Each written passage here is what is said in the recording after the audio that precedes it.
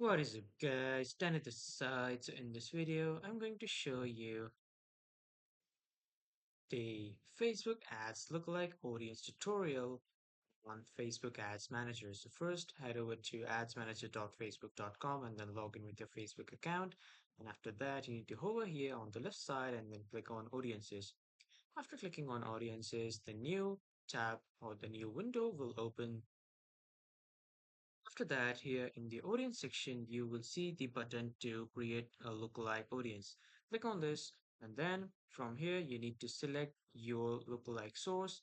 But if you don't have any source, you can click on create new source, and then you can create a custom audience, or you can create custom audience with customer value. When you click on custom audience, you can just give the information about all your sources or the meta sources that you have. And when you have entered these details, let's say I have written this one, and after that, you need to select an event with value, which is the purchase or other event with value. So when you choose other event with value, here you have multiple options. As you can see, the highest value passed, lowest value passed, and unique customers. I'll just keep it on purchase, which is the recommended one. And then we need to select the audience location. We can just simply click on browse, and then we can just select the audience via the countries or the regions. I'll select through countries, and then I'll click on Asia.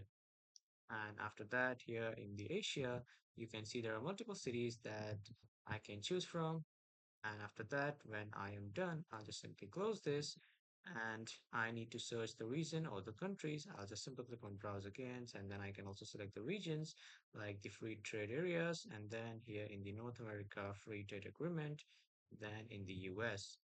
After that, when I'm done, I'll just close this too.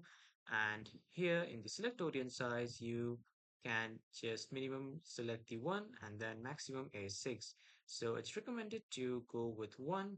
And after that, when you are done, simply click on create audience and then it will create a lookalike audience. So this is how you can do it. That was all for this video, everyone. Thank you for watching.